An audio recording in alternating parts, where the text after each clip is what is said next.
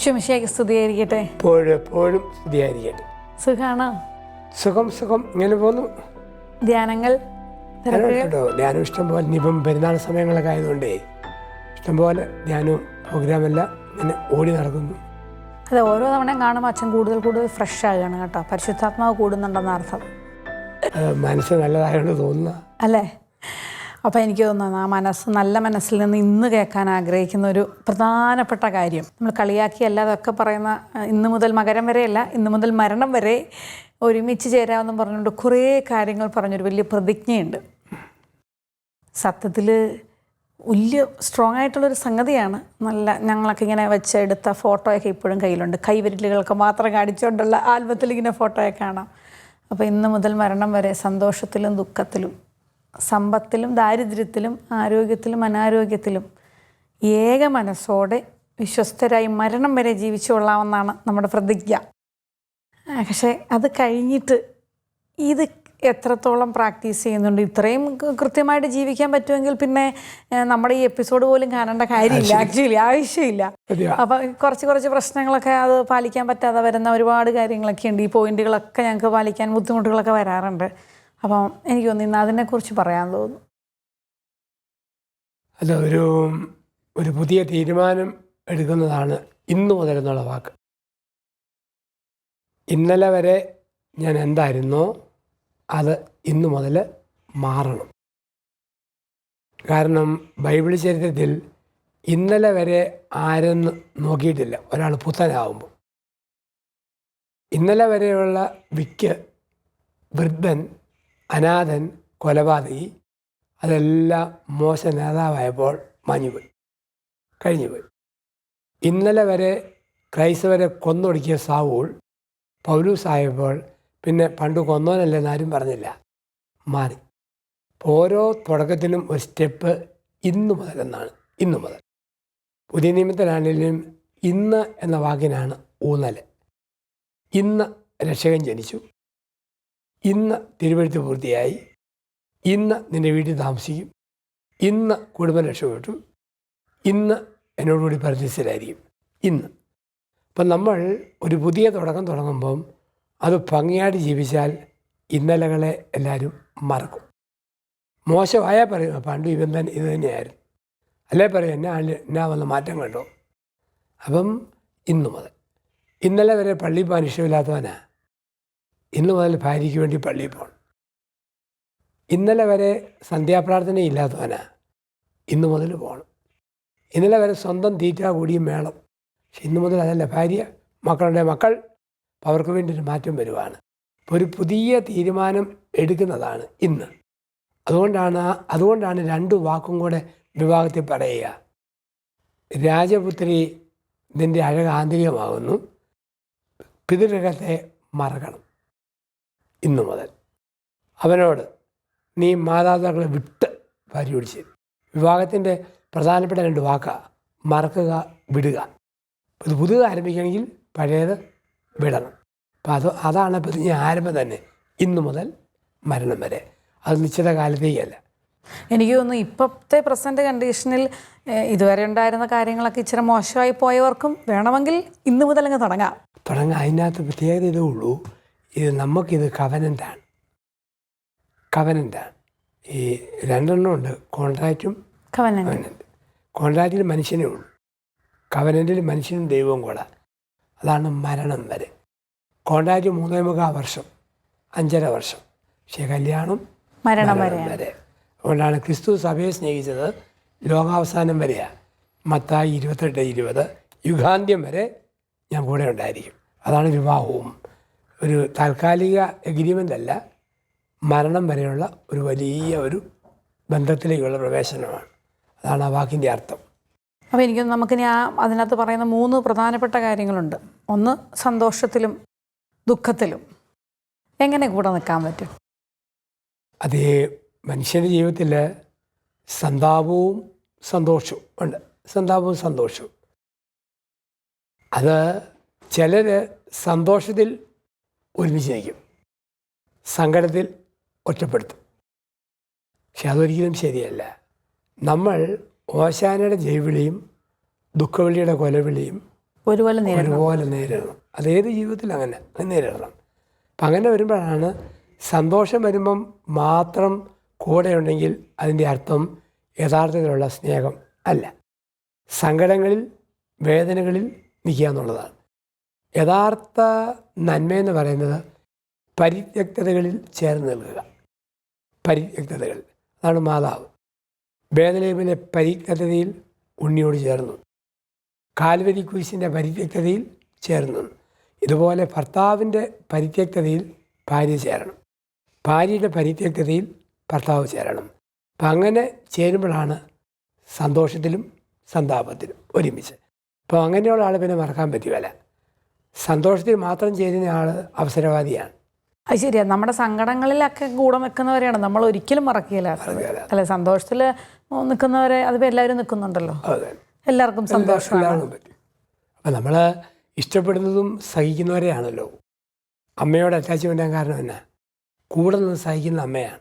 പക്ഷേ ഈ ചിലരുണ്ടല്ലോ, നമ്മളിപ്പോൾ ഒരു സങ്കടം പറഞ്ഞുകൊണ്ട് ചെല്ലുമ്പോഴത്തേനും ഭർത്താവാണെങ്കിലും ഭാര്യയാണെങ്കിലും ഒക്കെ എപ്പോഴും പരാതിയാണ്, എപ്പോഴും അയ്യോ പാവുക, എപ്പോഴും ഒരു ശല്യമാണ്, ചെവി തരികയില്ല, അങ്ങനെയുള്ളവരില്ലേ? ഉണ്ടല്ല. പക്ഷെ അത് ഒരു സ്വഭാവ പ്രത്യേകതയിൽ എടുക്കാവുന്നതേ ഉള്ളൂ. സങ്കടം, സന്തോഷം മനസ്സിൻ്റെ രണ്ട് ഭാവങ്ങളാണ്. രണ്ട് ഭാവങ്ങൾ. ഒരു ഇൻ്റഗ്രൽ പേഴ്സണാലിറ്റി, സമഗ്ര വ്യക്തിത്വം എന്ന് പറയുന്നത് സങ്കടം വരുമ്പോഴും സന്തോഷം വരുമ്പോഴും മൂഡ് ചേഞ്ച് ചെയ്യാതെ ഫേസ് ചെയ്യുക എന്നുള്ളതാണ്. അപ്പം അതിനുള്ള കൃപ കൂദാശയിൽ ദമ്പതികൾക്ക് ലഭിക്കുന്നുണ്ട്. ഒറ്റയ്ക്കുള്ളതുപോലല്ല ഒരുമിക്കുമ്പം. അല്ലേ, നമുക്കറിയാം, ഒറ്റയ്ക്കിരിക്കുമ്പം പുഞ്ചിരിക്കും, ഒരുമിച്ചിരിക്കുമ്പം പൊട്ടിച്ചിരിക്കും, അല്ലേ? അത് കുടുംബത്തിലുമാണ്. ചിരി, വർത്തമാനം. അപ്പം ഇങ്ങനെയുള്ള സന്തോഷത്തിൽ ഭയങ്കര മൂടാവുകയും സങ്കടത്തിൽ മൂഡ് ഓഫ് ആവുകയും ചെയ്യരുത്. അത് ദാമ്പത്യത്തിൽ പ്രത്യേകം ശ്രദ്ധിക്കണം.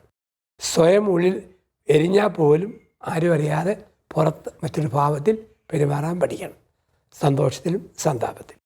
അത് സത്യം പറഞ്ഞു കഴിഞ്ഞാൽ അങ്ങനെ പെരുമാറണമെന്നുണ്ടെന്ന് ജീവിത പങ്കാളിയും കൂടെ ഒന്ന് മനസ്സിലാക്കുകയാണെങ്കിൽ നമുക്കൊരു സ്ട്രെങ്ത് ഉണ്ട്. ഇതിപ്പോൾ ഞാൻ വല്ലാണ്ട് ഉരുകുകയാണ്, വിഷമിക്കുകയാണ്, പക്ഷെ അതാരും കാണുന്നില്ല കുടുംബത്തിൽ എന്ന് വരുമ്പം സ്ത്രീകളായ ഞങ്ങൾക്കൊക്കെ കുറച്ച് വിഷമം വരും.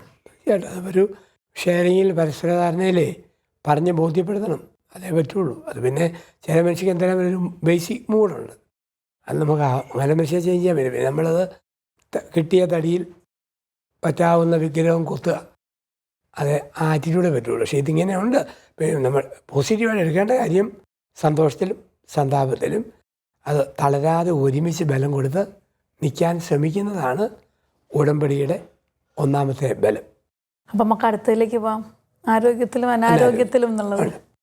അത് ഇപ്പോൾ ഒന്ന്, നമ്മളിപ്പം ആദ്യം പറഞ്ഞത് ഒരു മനസ്സിൻ്റെ ആറ്റിറ്റ്യൂഡാണ് ആദ്യം പറഞ്ഞു. രണ്ടാമത്തേത് ഭൗതിക കാര്യങ്ങൾ പുറത്തുള്ളതാണ്. ഒന്ന് അകത്തെയാണ്, ഇതിന് പുറത്തെയാണ്. സമ്പത്തിലും ദാരിദ്ര്യത്തിലും. ആരോഗ്യത്തിലും അനാരോഗ്യത്തിലും അല്ല. അതെ, അത് നമുക്ക് എടുക്കാം. ആരോഗ്യം അനാരോഗ്യം തന്നെ എടുക്കാം. അത് ജീവിതത്തിൽ പ്രധാനപ്പെട്ട ഒരു മേഖല. ആരോഗ്യമുള്ളപ്പോൾ ഇഷ്ടവും ആരോഗ്യം പോകുമ്പോൾ മോശവുമായത് വരരുത്. ആരോഗ്യം വന്നാലും അനാരോഗ്യം വന്നാലും കൂടെ നിൽക്കണം. ഉദാഹരണം, ഭാര്യയ്ക്ക് ഒരു മാരകമായ രോഗം വന്നു കഴിയുമ്പം അവളെ വേണ്ട എന്നും പറഞ്ഞ് പോന്ന് കെട്ടിയവൻ ഉണ്ട്. അല്ലെങ്കിൽ ഭർത്താവിന് ഒരു ക്ഷീണം വന്നു, വണ്ടിയെ പോയിട്ട് ദേഹം തളർന്നു, അവൾ സ്വന്തം വീട്ടിലേക്ക് പോയി കെട്ടിപ്പറിക്കും, മടുത്തു എന്നും പറഞ്ഞു. അങ്ങനെ വരുമ്പം അത് എന്തൊരു മനസ്സാന്നുള്ളതാണ്. കാരണം എല്ലാം വിട്ടിട്ടാണ് ഒരു പുരുഷൻ്റെ പുറകെ പെണ്ണ് പോകുന്നത്. സ്വന്തം പെങ്ങന്മാരെയും വീടിനെയും വിട്ടിട്ടാണ് അവൻ അവളുടെ കൂടെ പോയത്. ഒരു പുതിയ ലോകം ക്രമീകരിക്കാൻ വേണ്ടിയാണ്. അപ്പം അതിനകത്ത് ഒരു പിണക്കവും വിദ്വേഷവും അകൽച്ചയും കാണിച്ചു കഴിഞ്ഞാൽ തളർന്നു. മക്കളൂടെ ഉണ്ടോ അതിനേക്കാൾ അത് തകരാനിടയാവും. പലപ്പോഴും ഈ കുട്ടികളുണ്ടാകാത്ത പ്രശ്നങ്ങളുമായിട്ട് റിലേറ്റ് ചെയ്ത് ഇങ്ങനെ ഉപേക്ഷിച്ച് പോകുന്ന കേസുകൾ ഒരുപാടില്ലേ. ഇനി ഭാര്യയ്ക്കൊരു അപകടം വന്നു, ഇനി അവൾക്കൊരു കുട്ടി ഉണ്ടാവില്ല, അല്ലെങ്കിൽ അവർ വിവാഹം കഴിച്ചുള്ള ഇനി ഇവളുടെ കൂടെ ജീവിച്ചിട്ട് കാര്യമില്ലല്ലോ, അങ്ങനെ ഡിവോഴ്സായി പോയവർ ഞാൻ ഒത്തിരി കേട്ടിട്ടുണ്ട്. അങ്ങനെയുള്ളവരുണ്ട് കേട്ടോ. ഇനി മക്കളുണ്ടായി അല്ലെങ്കിൽ തന്നെ അവൻ്റെ അമ്മയും വീട്ടുകാരും പറയാം അവളെ വിട്ടാരെ വേണ്ട. അല്ലെ ആണിന് ചിലപ്പം അതിനുള്ള സാധ്യതയില്ല, പിന്നെ പെണ്ണിൻ്റെ വീട്ടുകാർ മാറിപ്പോടി വേറെ ജീവിക്കാൻ വകുപ്പുണ്ടല്ലോ, അങ്ങനെ ഉപദേശിക്കുന്നവരോട് ചെയ്യുന്നവരോട്. അപ്പം അതൊരു ക്രൂരതയാണ്. അതിൻ്റെ പേരിൽ ഇപ്പം മനഃപൂർവ്വം ചെയ്യാത്തതൊക്കെ ആണെങ്കിലേ ശരിയല്ലല്ലോ. അപ്പം അങ്ങനെയുള്ള പെരുമാറ്റം നമ്മളിത് കാണുന്നുണ്ട്. അത് ഒരു ക്രിസ്ത്യൻ കാഴ്ചപ്പാടിലോ ധാർമ്മികതയോ നോക്കിയാലോ അത് ശരിയല്ല. ഒരിക്കൽ ചേർത്തു. ഈ കുടുംബം എന്ന് പറയുന്നത് 3 പേരാ. അത് അപ്പൻ, അമ്മ, കുഞ്ഞല്ല. കുടുംബം ദൈവം, ഭർത്താവ്, ഭാര്യ. മക്കളുണ്ടാകുമോ ഉണ്ടാതിരിക്കുകയോ ചെയ്യാം. 2ാം സ്ഥാനമുള്ളൂ. പ്രഥമ സ്ഥാനം ഞാൻ, എൻ്റെ ഭാര്യ, എൻ്റെ ദൈവം. അതാണ് ഫാമിലി എന്ന ത്രിത്വം. ദൈവവും ഞാനും എൻ്റെ പാർട്ട്ണറും. അപ്പം ആ രീതിയിൽ എടുക്കുമ്പം രോഗം വന്നാലും ആരോഗ്യം വന്നാലും പിടിച്ചു നിൽക്കും, സഹിച്ച് നിൽക്കും. ഒരേ രീതിയിൽ 2 അവസ്ഥയും നമ്മൾ കാണും.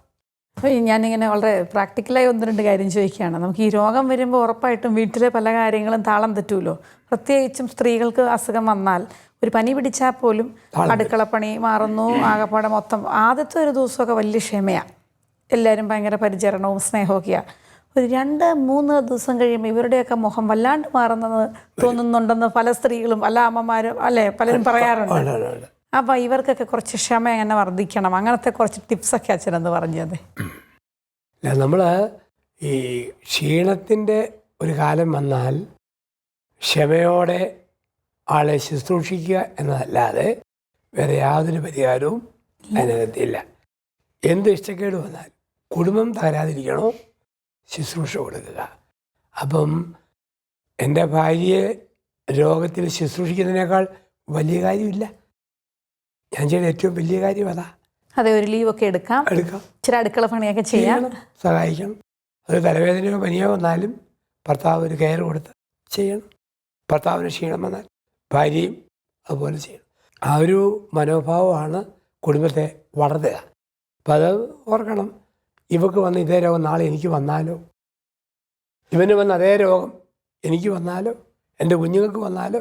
അപ്പം അങ്ങനെ ഒരു ചിന്തയിലൊരു മാറ്റം വരുത്തണം. അങ്ങനെ മാറ്റി ചിന്തിച്ചാൽ ആരോഗ്യത്തിലും അനാരോഗ്യത്തിലുമൊക്കെ ക്ഷമയോടെ കൂടെ നിൽക്കാനായിട്ട് പറ്റും.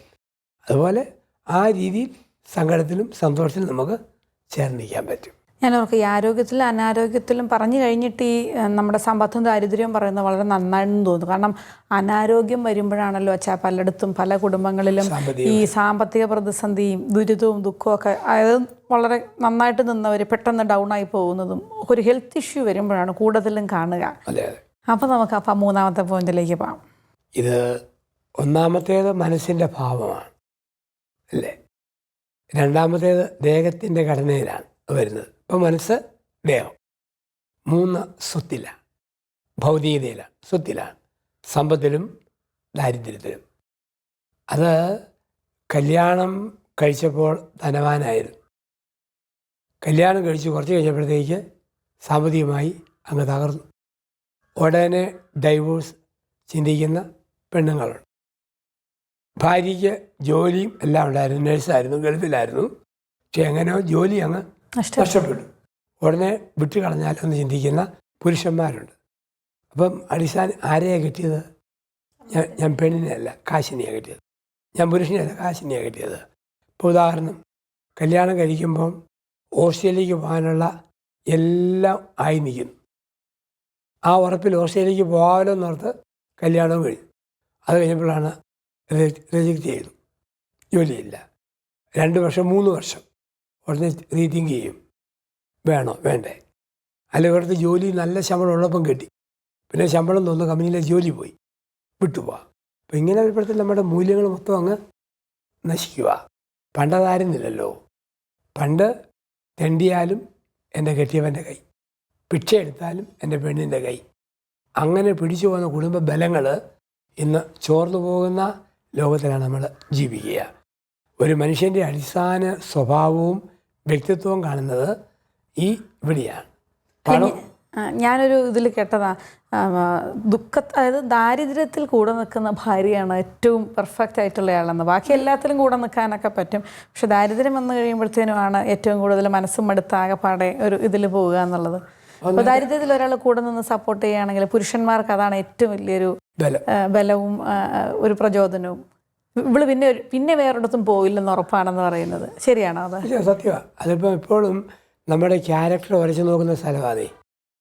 ഒരു സാമ്പത്തികമായ മാന്യം വരുമ്പോൾ ഞാൻ ആകെപ്പാടെ അങ്ങ് വട്ടപ്പൂജ്യമായി ചുരുങ്ങിയാൽ ഞാൻ അത്രേ ഉള്ളൂ. ഞാനെന്ന് പറയുന്നത് കാശ് മാത്രമാണ്. അതിനപ്പുറം ആത്മീയതയൊന്നും ഇല്ല, ധാർമ്മികതയില്ല, ഇത്രയേ ഉള്ളൂ. അത് ആ ഒരു അവസ്ഥ, അത് വിവാഹത്തിൻ്റെ അപകടം നിറഞ്ഞ ഒരു മേഖലയാണ്. അവിടെ നമ്മൾ പലപ്പോഴും ധ്യാനങ്ങളിലൊക്കെ പറഞ്ഞു കൊടുക്കും. ഉണ്ടേലും ഇല്ലേലും തെണ്ടി നടന്നാലും പറയണം. ഭാര്യ ഈ പുരുഷന്മാരെ സംബന്ധിച്ചിടത്തോളം സത്യത്തിൽ അവരുടെ പോക്കറ്റ് കാലിയാകുമ്പോഴാണല്ലോ അവർ ഭയങ്കരമായിട്ട് അങ്ങ് ഒതുങ്ങിപ്പോകുന്നത്. അവർക്ക് പിന്നെ മിണ്ടാട്ടമില്ല, അവർക്ക് പിന്നെ ഒന്നുമില്ല. അതേസമയം ഇച്ചിരി ആരോഗ്യക്കുറവ് വന്നാലും സന്തോഷം കുറഞ്ഞ അതൊക്കെ എന്ത് പ്രതിസന്ധിയൊക്കെ വന്നാലും നേരിടുമെങ്കിലും ബാങ്ക് ബാലൻസ് തീരെ താഴെയാകുമ്പോൾ ഒക്കെ പുരുഷന്മാരാകപ്പാടെ ഒരു ഡൗൺ ആയി പോകും. കാശുണ്ടെങ്കിൽ അവർ ഭയങ്കര എനർജറ്റിക്കാണ്, ഹാപ്പിയാണ്, അവർക്ക് എല്ലാത്തിനും ധൈര്യമുണ്ട്. എനിക്ക് തോന്നുന്നു അന്നേരം ആയിരിക്കണം ഭാര്യമാർ കുഴപ്പമില്ലെന്ന് പറഞ്ഞ് കൂടെ നിൽക്കുന്നത്. ആ സമയത്ത് നിഴല് പോലെ നമ്മൾ കൂടെ നിൽക്കണം. ഇപ്പം ഭർത്താവിന് വീടിന് ജപ്തി, ബാങ്ക് ലോണിൻ്റെ പ്രശ്നം, മരിച്ചാലോ എന്ന് വരെ ചിന്തിക്കുമ്പോൾ ഭാര്യ പറയും, സാരമില്ല മനുഷ്യ, കടത്തന്നെ കിടന്നാലും എൻ്റെ തലയുടെ പോലെ ഉണ്ട്, ധൈര്യമായിട്ടിരിക്കും. ഒറ്റ വാക്ക് മതി ബലപ്പെടുത്താൻ. എനിക്ക് കുടുംബത്തിനകത്ത് തകർച്ച. ഭാര്യ പറഞ്ഞു, കുഞ്ഞുങ്ങൾ നമുക്കും എല്ലാം കൂടെ ആത്മഹത്യ ചെയ്താലോ. അതല്ലടി. ഭർത്താവ് പറയുന്നത് അങ്ങനെയല്ല, പറ്റും. ഒന്നുമില്ലായ്മ നമ്മൾ ഇത്ര എത്തിയല്ലോ, ബാക്കി നമുക്ക് എത്തിക്കാൻ പറ്റും. ഇതൊക്കെ ഒരു താൽക്കാലിക, റോഡിലെ ബമ്പ് പോലെ, ഒരു താൽക്കാലിക പ്രതിഭാസം, ജലദോഷം പോലെ താൽക്കാലികമാണ്. ധൈര്യമായിട്ട് നിന്നാൽ മതി. നീ കൂടെ ഉണ്ടോ, നമുക്ക് നേടാൻ പറ്റും, ജയിക്കാൻ പറ്റും. ഈ ചില സന്ദർഭങ്ങൾ, അതായത് ഈ നമ്മുടേതായ കാരണങ്ങൾ കൊണ്ടൊന്നും അല്ലാതെ ഇപ്പോൾ ജോലി നഷ്ടപ്പെട്ടു, സാമ്പത്തികമായി പിന്നോക്കം പോയെന്ന് പറയുമ്പോൾ നമുക്ക് കൂടെ നിൽക്കാൻ തോന്നും. ചിലതുണ്ടല്ലോ കയ്യിലിരിപ്പും കൊണ്ട് മുഴുവൻ നശിപ്പിച്ചിട്ട് വന്ന് കഴിയുമ്പം പിന്നെ ദാരിദ്ര്യത്തിൽ നീ കൂടെ നിന്നോ എന്ന് പറഞ്ഞ് കേൾക്കുമ്പം നമുക്ക് ദേഷ്യം വരില്ലേ? അങ്ങനെയുള്ള കേസുകളാണല്ലോ കുറേ അധികവും. ഇപ്പം വെള്ളം അടിച്ച് കളയുന്നു, വെറുതെ ദൂർത്തടിച്ച് കളയുന്നു, ലാവിഷായിട്ട് ജീവിച്ച ഒരു സാമ്പത്തികമായ അച്ചടക്കമില്ലാതെ കാശെല്ലാം കളഞ്ഞു കഴിഞ്ഞിട്ട് പിന്നെ ദാരിദ്ര്യം പറയുന്ന പുരുഷന്മാരെ അല്ലെ സ്ത്രീകളെ, അവരെ എങ്ങനെ നമുക്ക് നേരിടാൻ പറ്റുന്നത്? അത് നേരിടാൻ പറ്റുമെന്ന് വെച്ച് കഴിഞ്ഞാൽ, ഇപ്പം ഈ ഒരുമിച്ച് ജീവിക്കാൻ കൊള്ളുകയില്ലാത്തവനാണെന്നാണ് അതുവഴി തെളിയുന്നത്. ഒരുമിച്ച് ജീവിക്കാൻ കൊള്ളുകയില്ല എന്ന് അവൻ തെളിയിക്കുകയാണ്. അപ്പോൾ ഒരു ഭാര്യ അവിടുന്ന് വിട്ടുപോയാലും ഒന്നും പറയാൻ പറ്റുകയില്ല ആ രീതിയിൽ. പക്ഷെ എന്നാലും നല്ല പെണ്ണുങ്ങൾ ആ കൂടെ നിൽക്കും. തെണ്ടിയാൽ ഒരുമിച്ച്, തന്നാൽ ഒരുമിച്ച് ഇറങ്ങിപ്പോകുന്നതല്ലേ. പിച്ചച്ചെത്തി എടുത്താലും ഒരുമിച്ച് പിടിക്കാം. കുഞ്ഞുങ്ങളുണ്ടല്ലോ, കുടുംബമുണ്ടല്ലോ, ഒരുമിച്ച് ഉണ്ടാക്കാമെന്നും പറഞ്ഞങ്ങ് നിന്നു പോകും. കുറച്ചൊക്കെ ശാസിച്ചോ അല്ലെങ്കിൽ പറയും, കരയും, പലതും പറയും. പക്ഷെ എന്നാലും ഒരു നിലനിൽപ്പിൻ്റെ ഒരു യൂണിറ്റി, അപ്പം അത് കാണിച്ചോട് കൂടെ നിൽക്കുക എന്നുള്ളതേ ഉള്ളൂ ബലം. അല്ലെങ്കിൽ തീർന്നു, കുടുംബം തീർന്നല്ലോ, മക്കളും തീരും, കുടുംബവും തീരും. ക്വിറ്റ് ചെയ്യാൻ ആർക്കും പറ്റൂല അല്ലേ? അത് പറ്റിയല്ലേ, കൂടെ നിൽക്കാനാണല്ലോ പാട്. അപ്പം അതിൻ്റെ 4-ാം തരം വരുമ്പോഴാണ് ഏകമനസ്സ്. അതിനകത്ത് ഒരു പ്രധാനപ്പെട്ട മേഖലയാണ് ഏകമനസ്സ്. ഇനിമേ നിങ്ങൾ രണ്ടല്ല ഒന്നാവെന്ന് പറയുമ്പോൾ ദേഹം മാത്രം ഒന്നാകുന്നതല്ല, മനസ്സ് ഒന്ന്, കാഴ്ചപ്പാട് ഒന്ന്, ആത്മീയത ഒന്ന്, വൈകാരിക തലങ്ങൾ ഒന്ന്, ഇതെല്ലാം ഒന്നാവും. അത് ആത്മാവിൻ്റെ തലമാണ്. ഒന്ന് ശരീരത്തിൻ്റെ തലം, ആരോഗ്യം, അനാരോഗ്യം. 2 സമ്പത്ത്, ദാരിദ്ര്യം, ഭൗതിക തലം. 3 സങ്കട, സന്തോഷം, മനസ്സിൻ്റെ തലം. ഏക മനസ്സെന്ന് പറയുന്നത് ആത്മാവിൻ്റെ തലമാണ്. അപ്പോൾ അവിടെ ഇനി രണ്ടുപേരും ഒന്നാണ്. ഭർത്താവിനെക്കുറിച്ച് എന്തെങ്കിലും നല്ലത് കേട്ടോ, ഭാര്യ സന്തോഷിക്കും. കാരണം എൻ്റെ ഒരു ഭാഗത്തെക്കുറിച്ചാണ് നല്ലത് പറയാൻ. ഭാര്യയെക്കുറിച്ച് നല്ലത് കേട്ടാൽ ഭർത്താവ് സന്തോഷിക്കും. എൻ്റെ ബെറ്റർ ഹാഫിനെ കുറിച്ചാണ് നല്ലത് പറയാം. അതെ, ബെറ്റർ ഹാഫ്. അതെ, അങ്ങനെ പറയുന്നതിൻ്റെ കാരണം അതാ. ഇനി അതല്ലെന്ന് വരികയില്ലോ. ഭാര്യയെക്കുറിച്ച് അല്ല നല്ലത് പറഞ്ഞാൽ കിട്ടുന്നത് സഹിക്കുകയില്ല, ഭർത്താവിനെ കുറിച്ച് ഭാര്യയ്ക്കും സഹിക്കുകയില്ല. കാരണം ഏകമനസ്സായിട്ടില്ല. ഏക മനസ്സോടെ ചെയ്യുന്നതിനെല്ലാം ബലമാണ്. ഈ വിവാഹത്തിന് സുറിയാനി ഭാഷ പറയുന്ന വാക്ക് സുവോറ എന്നാണ്. സുവോറ എന്ന് പറഞ്ഞാൽ നുഖമെന്ന നുഖം. കല്യാണം കഴിയുമ്പോൾ 2 കാളയുടെ തോളിൽ ഒരു നുഖം വെച്ചിട്ട് ഒരുമിച്ച് ഉഴുതോളാൻ പറയും. വിവാഹം ഇതാണ്. ഒരു നുഖം ഒരു പുരുഷനെ സ്ത്രീ തമ്മിൽ വെച്ച് കൊടുക്കുക. എന്നിട്ട് പറയാണ് ഒരുമിച്ച് ഉഴുതു മറിക്കുക, അടിച്ചു പൊളിക്കുക, വീട് പണിയുക, സമ്പത്ത് നേടുക, കുഞ്ഞുങ്ങൾക്ക് ജന്മം കൊടുക്കുക. ഇനി ഒറ്റയ്ക്കല്ല, ഒരുമിച്ചാണ്. ഇതാണ് ഏക മനസ്സോടെ എന്ന വാക്കിൻ്റെ അർത്ഥം നമ്മൾ കാണുന്നത്. അപ്പോൾ ഏതായാലും നമ്മളതെല്ലാം ചർച്ച ചെയ്തു. മരണം വരെ എന്നുള്ളത് ഉടമ്പടിയാണെന്ന് അച്ഛൻ പറയുകയും ചെയ്തു.